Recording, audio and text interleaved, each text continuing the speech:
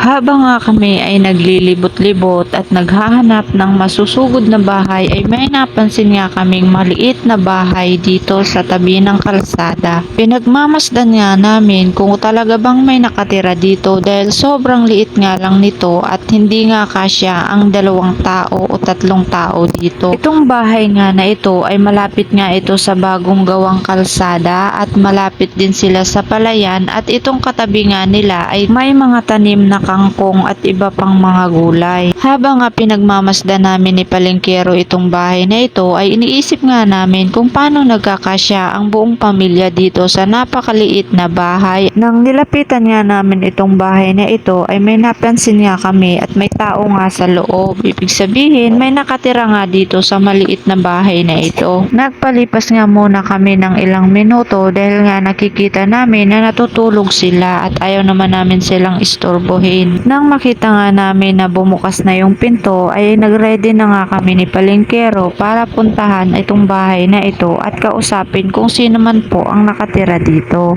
Tumawid nga ako ng kalsada dahil nasa tabi kami ng kalsada at sila naman ay nasa kabilang kalsada.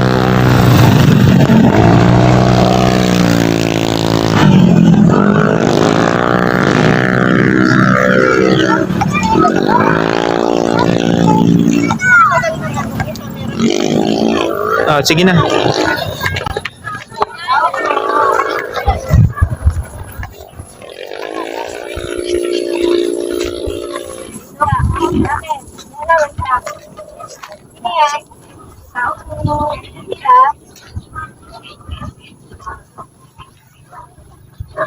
Sino ka raw?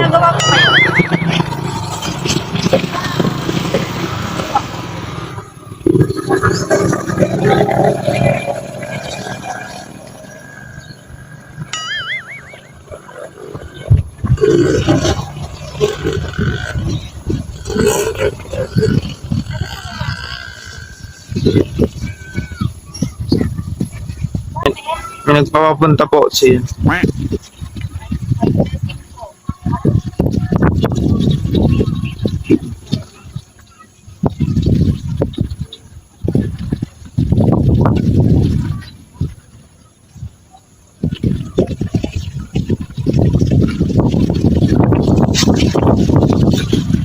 So ayan, talagang maliit na po talaga.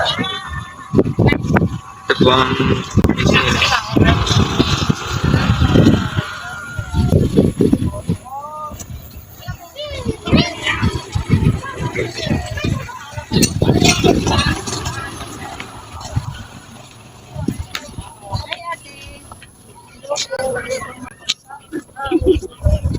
may gamit kasi po akin.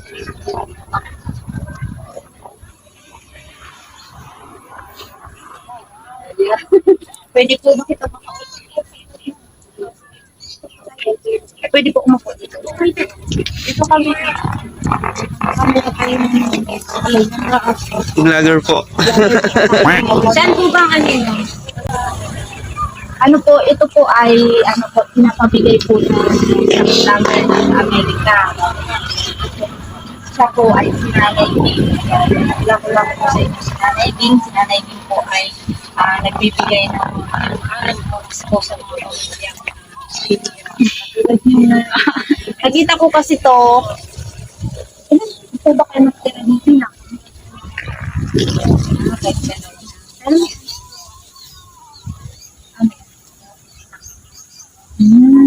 So, kayo lang po dito. Ano pong pangalan nito? Ayan, nanay din siya po si Nanay Judy Ann. Ayan, dito po siya nakatira. Ito po yung bahay niya. So, nanay, kami po ay nandito para magbigay po sa iyo. Pero po, hindi pa po siya ngayon. Babalikan po namin siya. So, nanay, ano po bang hanap buhay niyo? Sa ngayon po,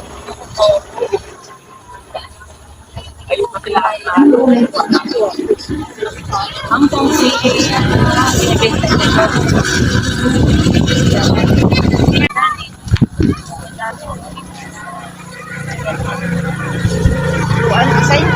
Palagay niyo po natin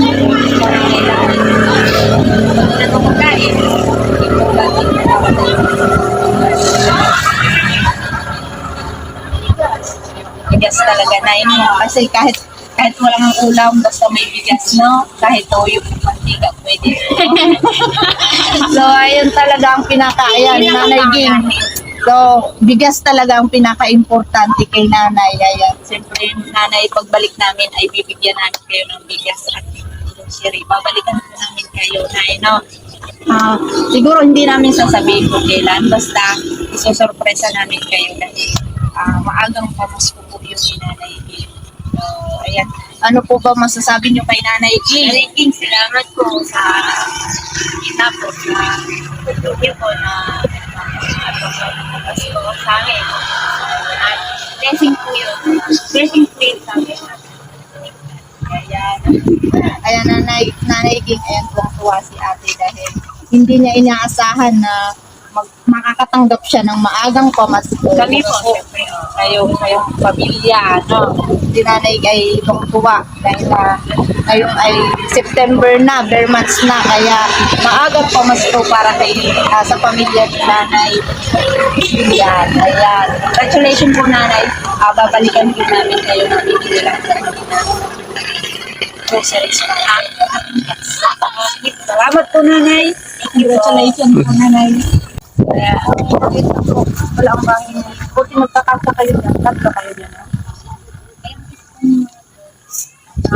Pero dito talaga kayo nakatira. Batangas kayo. Tubong Batangas pala sila. Tubong Batangas pala sila. Kasi yung pinakasabi. Batangas din kayo. Pero matagal na po kayo. Siguro, pag ano ko yung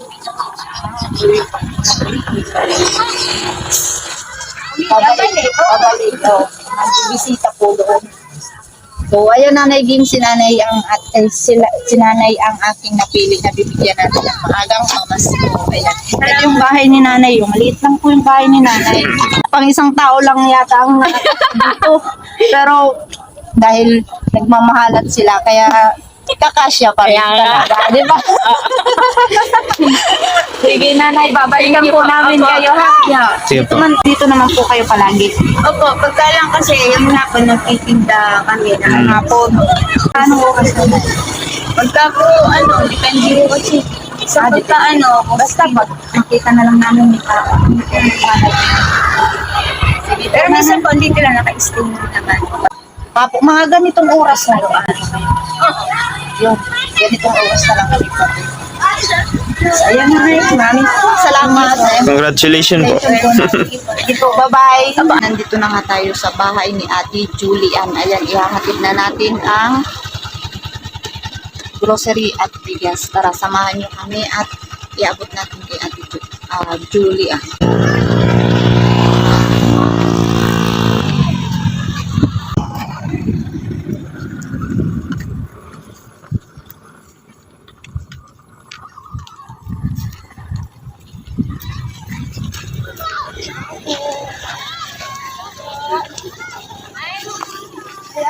Ay, nangangagat po ba ito?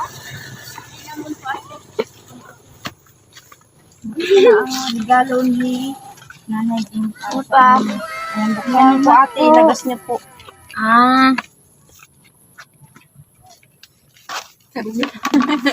Eh, meron po kayong itlog. Thank you po. Itlog po kang meron dito ng sabon. Ayan, may dishwashing sabon. Thank you po. Sa blessing natin. Hindi pa din. Thank you po. Ayan, galing po yan kay Nanay Ging. Nung isang araw ko, hindi kami nakaano kasi naulan. Opo. Ayun si Kuya, si asawa ni Ate Julia.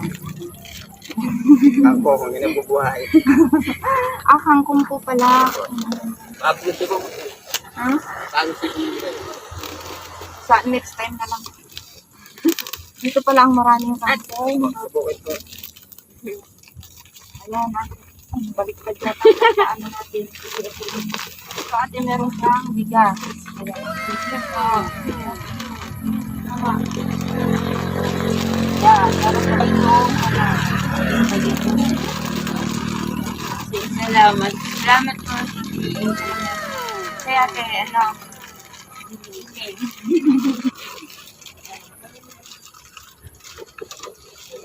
Ito, may Natatawan.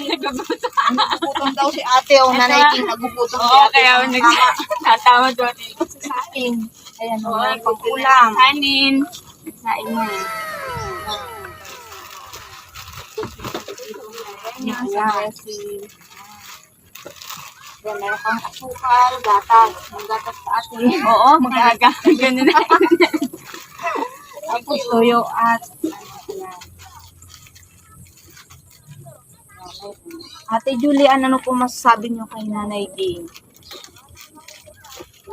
Marami po salamat dito po sa natanggap na. Ate, laksan mo po kasi. Ayun. Naniging marami po salamat natanggap po yung regalo niyo po sa amin. Ito po, nadala ni ate, Elaine. Ayan, Nanay King. Bigas at grocery. Thank you po. Ayan, maraming salamat daw. Merry Christmas po. Merry Christmas. Ayan, Merry Christmas. Maagang pamasko.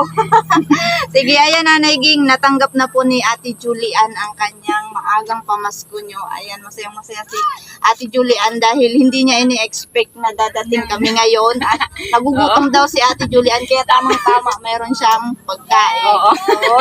Ayan, Nanay King, maraming salamat dahil meron na naman kayong napasayang isang pamilya. Ayan. Maraming salamat po. Salamat. Salamat. Oh. Salamat. Salamat po. Ayan, salamat daw, sabi ni Kuya. Ayan si Kuya, yung asawa ni, Tinanggap namin. Oy. Opo, sige po. Alis na po kami. Sige Ayan, po, natanggap ate. na na.